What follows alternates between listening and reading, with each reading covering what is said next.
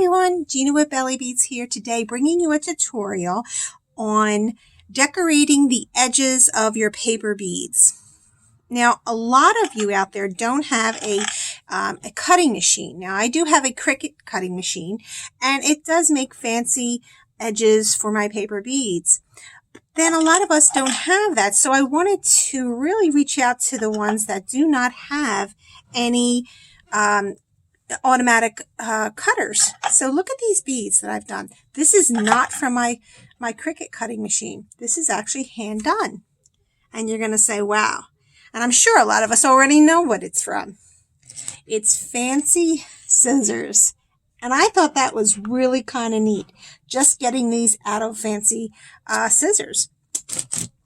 Because my Cricut machine actually creates edges such as this. This is one of my papers.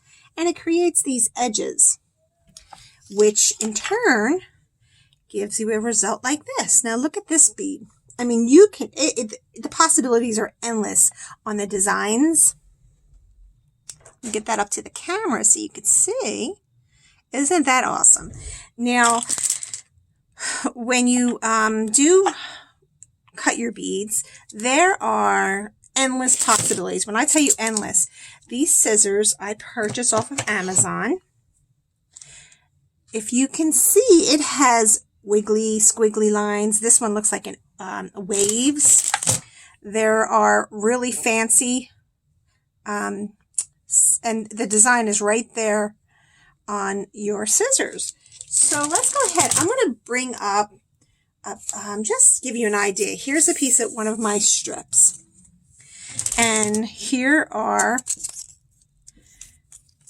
a pair of scissors, and this is the design that I will be making. So let's take a look. So look at that. The edge on that looks like a little wave, and this is going to give you so much opportunity to design your paper beads in a whole other way. You can cut them straight, or on a diagonal. You can cut them. And be very careful when you do cut. You have to ensure, let me do that again, I'll show you, that you're going all the way down. Because if you don't, this is what's going to happen. Well, it worked. A lot of them, oh look, look at that, it does work. So a lot of times it will get stuck. But you can do anything, and I'm going to show you today what I have created with my paper beads. So let's get started here. These paper beads that I have designed are actually cut in all different types of ways. And I'm going to bring that to you. I'm going to share you all my new ideas. So let me get one of my paper strips. And here is my one paper strip. Now, I already go ahead and went to cut it. But I'm going to cut over this just to show you what it looks like. So I think I'm going to try something a little different. I'm going to do like a little wavy line to this one. And I'm going to do it on a diagonal. And see, there we go. Now when I roll it, it's going to have that diagonal. And what I'm going to do in front of you, I want to roll this. I want to show you exactly what it will give you. And then I'm going to do one that's going to give you some color. So let's go ahead and roll this one. And I had so much fun one day, and I just was so in awe because a lot of my followers, a lot of them don't have a Cricut machine. And I wanted to give them the opportunity to create designs, create designs that doesn't require one. So there we go. There is one. And if you notice on this one, I'm not sure if you can see, let me try to put that up to the camera. I'm not sure if you can see the squiggly line on it. Now, if you're someone that doesn't want to do a whole lot to their beads and you just like it the way it is, that's fine. But if you want to create some pizzazz to them, let's go ahead and do the same, use the same scissors on the same strip. And I'm going to roll this one. But before I roll it, I'm going to show you. Use markers. You can use anything. You can even use paint with it. You dip the paintbrush into the paint. Now I have these markers here. And what I like about these are painting markers, which means it gives you, oops, these are getting all over. They're just jumping out at us here. All right, so let's see. Now this is yellow. You may not see it. But if you see this tip here, it has a brush mark. These are used for watercolor paintings. And then you just go ahead. And this is a nice contrast as well, because if you notice, it's giving it like a golden brownish look right there. Okay, so you can use this color, and then with these you have another end. Now this is typically used for painting, and it has a really tiny tip. So if you do have any paper beads that have fine tips to it, you can definitely use that. So this is the advantage to it. You have two different sides that you can use it on. So let's go ahead and roll this one, and let's see the difference between the end of the color, the one with I painted on, and the one that does not have any paint on it. And this is endless. When I tell you, you can use any type of color possible, as you can see what I did with my other beads. All right, and the best thing about this is it's not going to fade into it. It's not going to bleed into the paints, are not going to bleed into your beads. As you notice, I just did this, and then I placed the glue on it. So there you go. I'll take this off. And this is the bead that we had done without the edge, and this is the one we did with the edge. So it's up to you. You can color coordinate your beads, or just leave it with this edge. Now, what prompted me to do this was many reasons. A lot of my paper beads just had straight edges to it, and I was getting kind of tired of it. Just didn't seem finished. I always like to finish edges with paints, or just line it with some type of color. But a lot of times I don't want to have all my paints used on my beads, because the natural organic look is really nice. But the edges I just didn't want a straight line. So I thought, you know what? I know my Cricut machine does this designing, but then what about my my followers that don't have any machines? So now this is endless for you. I just love it. And look at this. These are so awesome. It's like it's 3D. You can almost see inside, and I'm going to show you how I did that.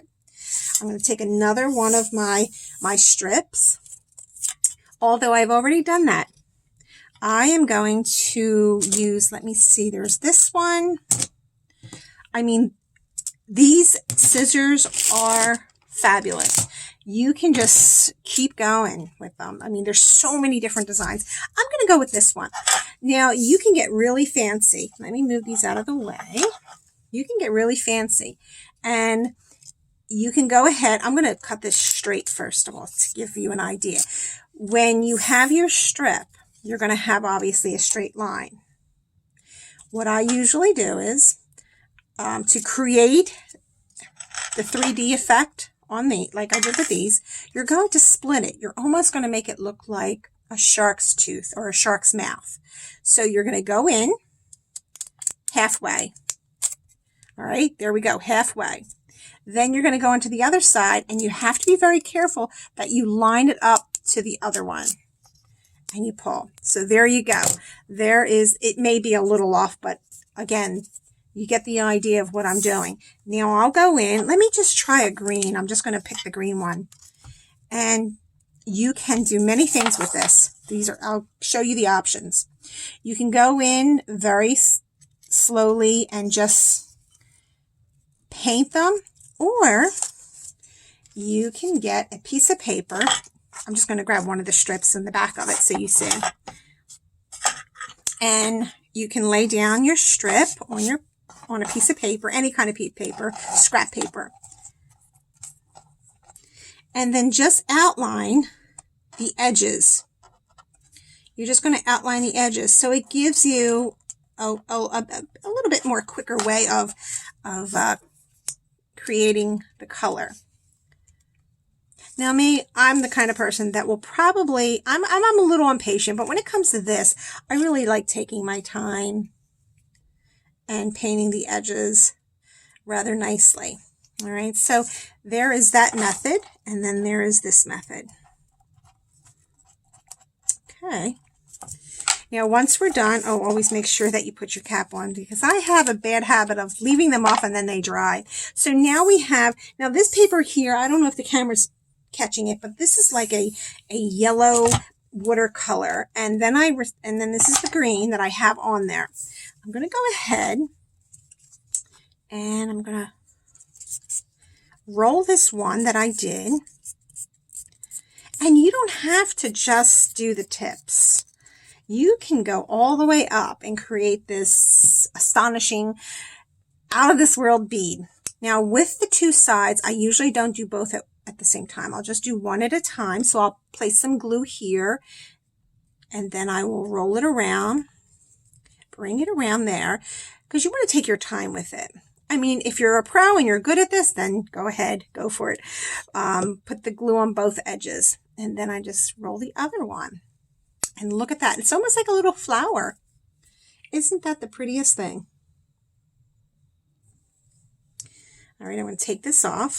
Now, again, you can go ahead and even outline the edges if you'd like. I was at one time, I was doing the edges, and then, of course, the impatient person that I am, I just couldn't do it anymore. And then there's the ink pad. You can run an ink pad around the edges. But if you wanted to be a little bit color coordinating, you can go ahead and do that. The only thing is you have to be careful what type of pens and stamps that you use, the color ink stamps, is because however you glaze your bead, it might bleed a little bit. So I know that I do the dipping method. I dip it in PC Petrifier. And they come out fine, but I also wait a day until this ink dries completely. But look at that. So the edges coordinate, and then we have a really nice decorative bead. All right, so let's see. I'm going to show you something else. I was just having such fun creating all these neat beads. So I'm going to show you some more. Look at this one. Now this is coming from a few strips. These are 3 strips, and this is actually my 16 millimeter round. What I didn't do was put the other strip around it. So you can always play. If you have a few strips to one bead, eliminate the last 3, and then you'll get all these funny kind of shapes, but I think they're really nice. I think they're really, really nice. Here's some pink ones. Pink and purple. And this is the same alligator. This one's really nice. So I think I had a lot of patience that day. So I have this really pretty, it's like a brownish splash paper. And then I have these metallic ink pens. And I went around and I just did the same method that we did, and I placed the gold around it. So that came out really nice. I'm really happy with that. And then, of course, I did the edges. Now, this is not, they're not glazed, obviously. And once I glaze them, this is all going to, it's all going to come together. It's going to actually really look nice. It's going to mold all the color into it. But then I got a brown, and I just did that around there. But these were done a few days ago, and I didn't want to to glaze them just yet because then, you know, it may bleed. But this is I call the alligator one. And that is just basically getting your strip. And let's try another one. Let's try, how about this one? I'm going to bring it all the way up. And another one all the way up. Oops. Having some fun here with all of them. And there's that one. Now let's try, I'm going to do a purple one just for fun. And when you're doing this, again, just take your time. Now, there are times when you can do the entire, oh, I wrote on it. There are times when you can do the entire edge, but you got to be careful. When it starts looking like, you know, I mean, there's some really pretty ones. You just got to take your time. And just for video purposes, here I'm rushing it just a smidgen. And I shouldn't do that because I really want you to take a look and see how pretty it is. All right, here we go. I'm going to...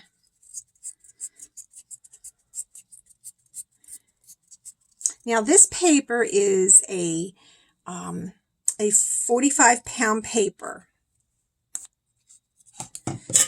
If you start working with anything heavier, you really have to be mindful of the ink because it may not saturate it as much. But I've done it, and I'll show you here. All right, so here is the other. Look at that. Even my little scribblies on there is working. But that's just another way, and there's so many, again, like I mentioned, there are so many possibilities because you have a ton of ink pens, ink markers, I'm sorry, and then you have all these really neat scissors, and they all have different designs on them. Now, there are some people that will go ahead and actually do this. Let me see if I can. There is a template that you can use for your Cricut machine. And I've actually seen this. But again, what about the ones that do not have a Cricut machine? We have to give them other options. All right. And see this? Now, we can go ahead and color that whole entire row, but for video purposes and time, I'm just going to go ahead and, you know what, I may use a different size pin. I think that's what I'm going to do. Now, do you see the edges? How the edges look like? The edges look like they have, like, it's a little flower. I mean, if you like this, that's great. And again, I would just be careful and be mindful when you are using, oh, look at that. I have the edges of the last one. Let's go ahead and put that in there. Let's be free and wild here. This may require more glazing because imagine those ridges. They are very thin. I don't really do much with mine. I don't really care for this too much because they're just so thin at the top. And if you do have them, believe me, I've seen a lot of them with this flower look and they've glazed them and it worked. So you have to play with it. I have not done that. I just did that here and for your viewing purposes. So there are a ton of options you can make. Here is I just put it on a ribbon so you can see it. Here are one of the beads. Oops, I think they were in here. Here you go. Here are one of the beads that I have, and this is what it looks like when it's glazed. And I think that it looks so awesome because it really does give it a nice shine. Look at that. And I'm not losing the pink color. I'm not losing anything. Nothing is bleeding. And that's what we have. So I am so excited to bring this to you. And I'm really happy that I was able to, you know, have everything ready because it is a lot to do. There is a lot of time consuming beads, as we all know. All right, so here are the scissors. And here are the scissors. And there are tons of them. So have fun, play with them. There are so many other ideas. I also have other types of beads, paper strips that you can go ahead and play with as well. Here are, just for example, these are my bicone strips. I cannot wait to make something out of these. These are the bicones. And can you imagine if I use some of these scissors? And I'm going to show you what they look like too. This is one of them. This is what this strip actually comes out to be. Isn't that pretty? And I was just thinking, perhaps if we were to cut this way, I'm not sure. Whoops. See what I mean? Make sure that doesn't happen. So you have to come all the way down. And once you have it, it will definitely, once you color them. So it's endless. I have to tell you the possibilities. And I keep saying that because I had so much fun one night. I was just playing around with these and I thought, wow, you don't need a cutting machine. And you can go ahead and make your own designs. And it just gives it a little bit look. So there you go. Look at that one. That's kind of pretty. I like that. Brings a little bit more flair to your beads. There you go. And you can color coordinate these, as I mentioned, when you create earrings or bracelets, whatever the color of your marker may be, you can put those beads on the other side. All right, so there we go. There we have it. I hope you enjoyed it. If you like this video, give it a thumbs up and share it, please, and subscribe if you haven't subscribed yet. And leave any comments that you have. Please ask me any questions that you may have. I'm here to help, and hope to see you next time for the next video. Have a great day. Bye.